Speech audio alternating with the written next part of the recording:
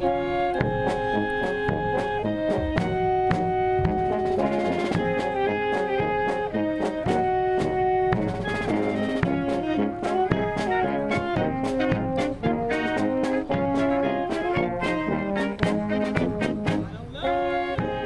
a true honor to be here today on the shore of Lake Michigan at Navy Pier. Navy Pier that did such a great job of training our service members and sailors during World War II in particular. It's a very special place in the hearts of everyone in our state and everyone in the United States. We also are honored and graced by the presence of Great Lakes Naval Training Center north of here on Lake Michigan. It is the training center for the Navy. All those young recruits who come to our state every day, they come, they get trained, and they graduate. We, I think, have about 37,000 naval graduates of Great Lakes every year, and every week there's a graduating class.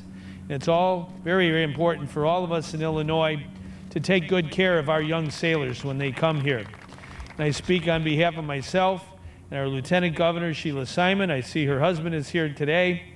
It's our duty on the home front to take good care of those who bear the battle. And we have done that in Illinois in the past. We are doing it now, and we will always do it. We honor all of those who answer the call to duty and volunteer. We have an all-volunteer military, and we thank from the bottom of our hearts each and every man and woman who answer that call to duty.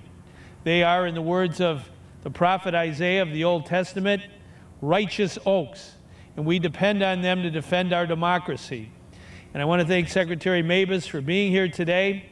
I think it is a very special day that a ship of the United States Navy be named after our state, because it indeed honors the people of Illinois, the good men and women who understand what democracy and government of the people is all about. And in particular, our state, which has over 1 million veterans who have served our country, it is a great recognition of their service and all of those who have answered that call to duty through our many conflicts that our country has been involved in.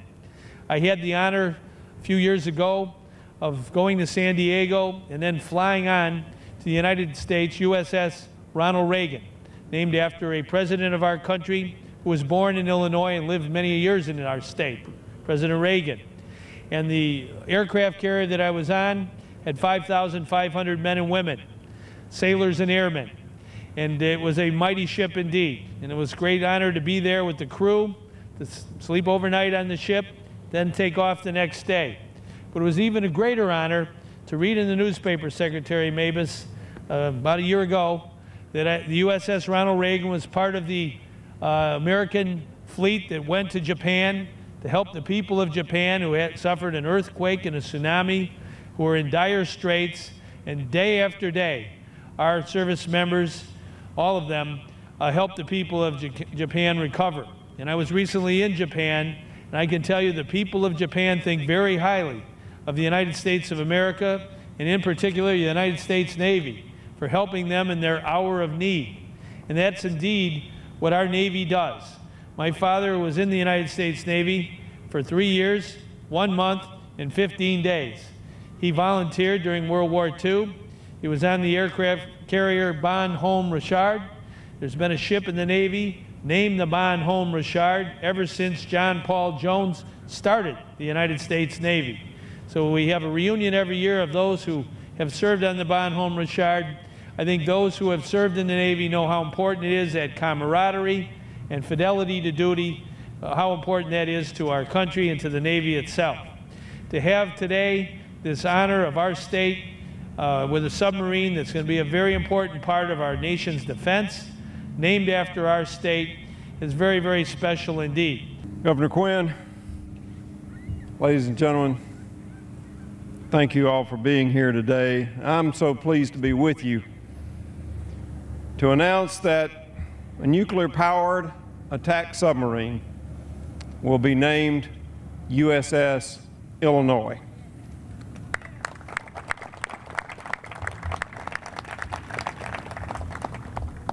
The Navy Pier is an absolutely appropriate place to have this ceremony. It was built in 1927, dedicated to the Navy, to the sailors who served in World War I. And it played a critical role in training more than 15,000 Navy pilots during World War II. The name Illinois has been a great part of our naval history.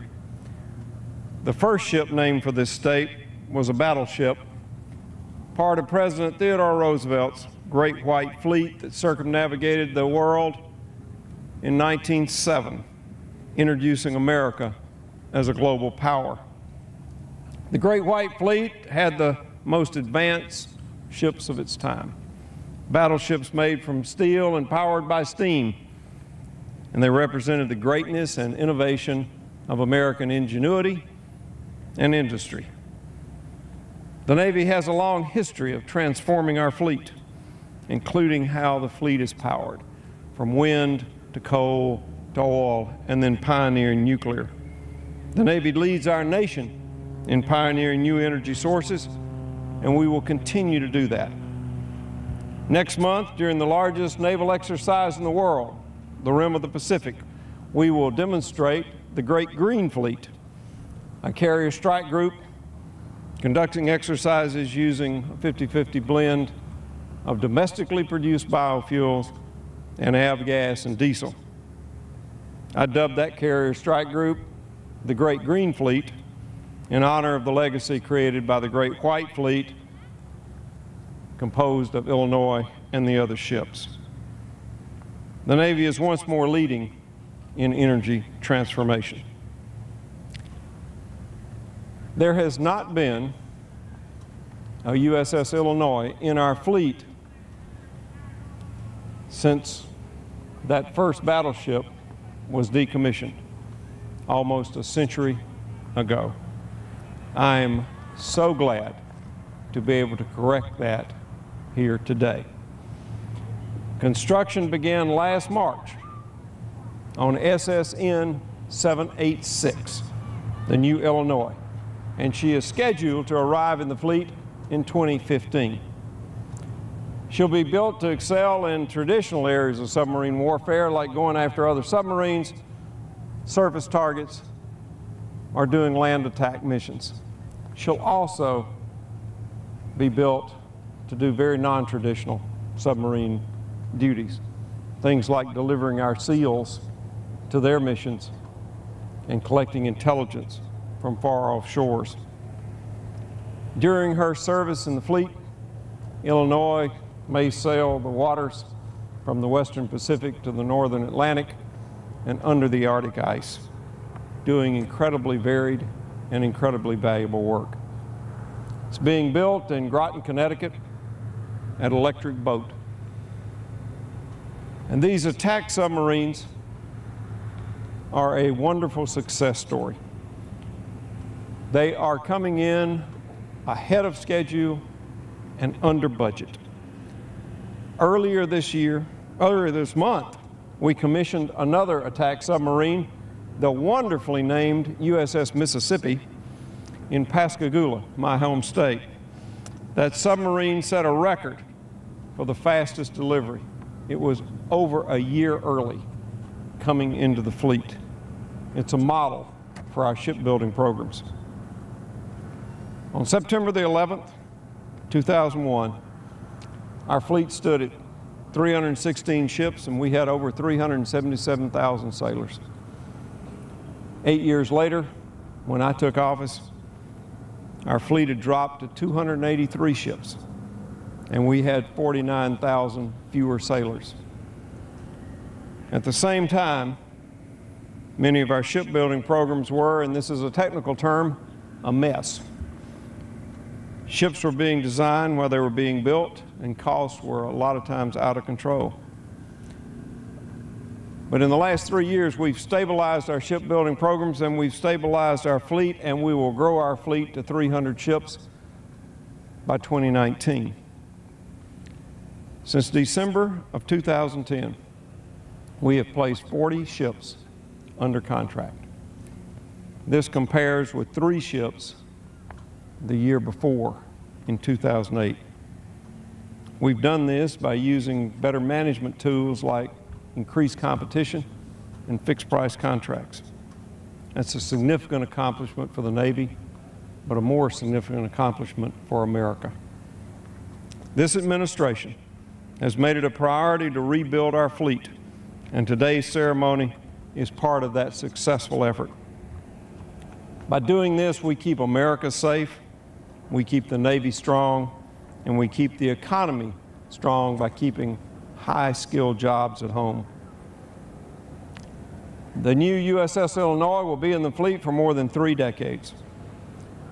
There are sailors right now at Great Lakes, about an hour from here, who are training who will sail in Illinois. There are also sailors who will sail on Illinois who are not yet born. The men and women who will serve aboard this submarine may well be the only part of America that many people around the world will ever see. In fact, most Americans have too few opportunities to see what our Navy does. One great way to remedy this is by the close connection between a state and the ship that bears her name. This ship, this USS Illinois, honors the citizens of Illinois who have so strongly supported our military, and it honors Illinois veterans, some of whom we have with us today, who have represented this state so well in so many ways. 203 citizens of Illinois have been awarded the Medal of Honor. One of them, during World War II, Navy Corpsman Fred Lester, born just outside Chicago in Downers Grove. Petty Officer Lester was supporting Marines on Okinawa in 1945, and he saw a Marine exposed to heavy enemy gunfire, and he crawled out to pull him to safety, and he kept doing that even though his own body was hit several times by enemy fire. He was too wounded to administer aid when he managed to bring the Marine back to safety, but he instructed 2 other people on how to give aid, and they saved the Marine's life. Petty Officer Lester knew he was dying, but he refused treatment and directed his men to treat other wounded Marines before he passed away. That's the kind of veteran, that's the kind of citizen, that's the kind of character that lives in this state, and that's the kind of character that will live aboard USS Illinois. One other way to keep the close connection between the people of Illinois and this submarine is through her sponsor, the First Lady of the United States, Michelle Obama. She has worked tirelessly for service members and their families, and she's going to bring that same dedication and caring to the Illinois. So thank you for being here today. Thank you for being a part of the life of this ship and a part of our Navy's history. Thank you for joining us in the celebration of this great state whose name will soon be forged in steel and sent to sea to protect America and all of us. In the words of the Navy motto, Semper Fortis, forever courageous. Thank you very much.